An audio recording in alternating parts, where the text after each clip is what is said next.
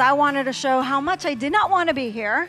I got to do something productive, so I'm not going to listen to anything that's going on. However, the pastor kept talking about the love of the Father the whole time. Go get that. You don't think anything's happening, pastors, leaders, those of you who are called to ministry in here and you feel like it's not working? I promise you the word of the Lord goes in deep down and it creates life even for a season when it is to come. There are seeds that get planted inside of you, and then there's a now moment that just breaks it open and you burst forth. So I'm encouraging you leaders to continue down the path that God has called you to. Do not lose heart, because there's somebody in here, maybe a couple people that have been in ministry, and you've lost heart because you don't feel like you've been seeing the breakthrough that God has promised you. And I'm telling you right now, there are people that have already experienced breakthrough that have gone on and you don't know about them because maybe they've moved elsewhere, but there is fruit that is still taking place because someone went and pulled on that fruit that you planted as seed in the ground. Amen? I am one of those people. And if you would have looked at me in the natural, I'm telling you, you would have hated me as a teenager. You have been like that little rebellious brat. I mean, if you were judging me from the outside, I was the kid that the youth pastors did not want their children hanging out with, okay? Yeah. Even when I got saved, they still were really concerned about me. They didn't know about where I was, what I'm doing. Even still, they were looking at me a certain way. So you don't know the old me. Thank God you don't know the old me.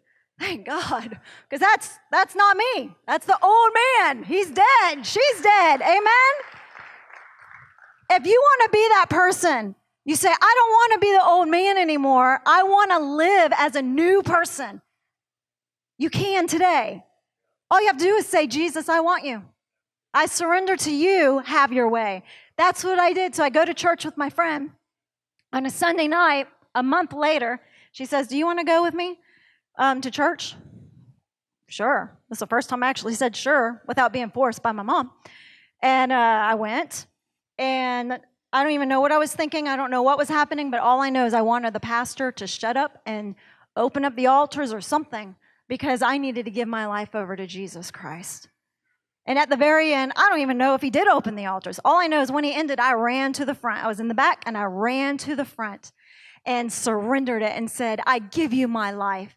And in exchange for me giving that old life over, in exchange, he gave me new life.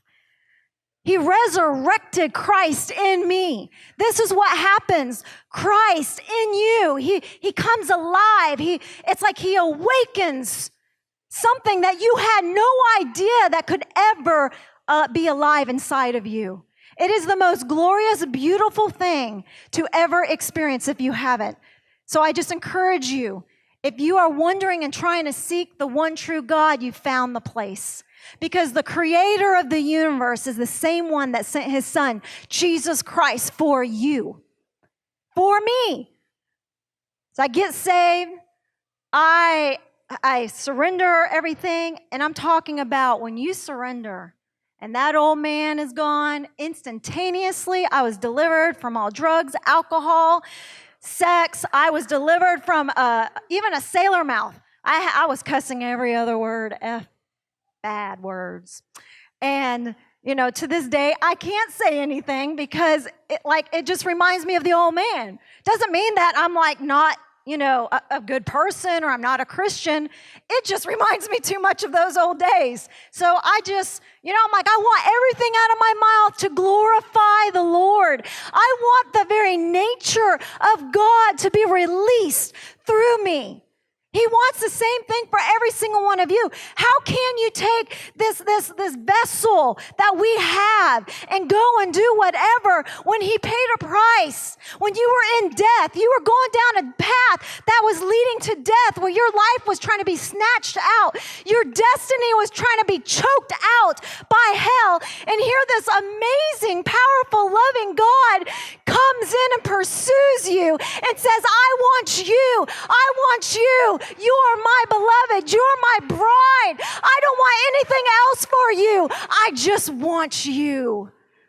Oh man, how can you be not awakened?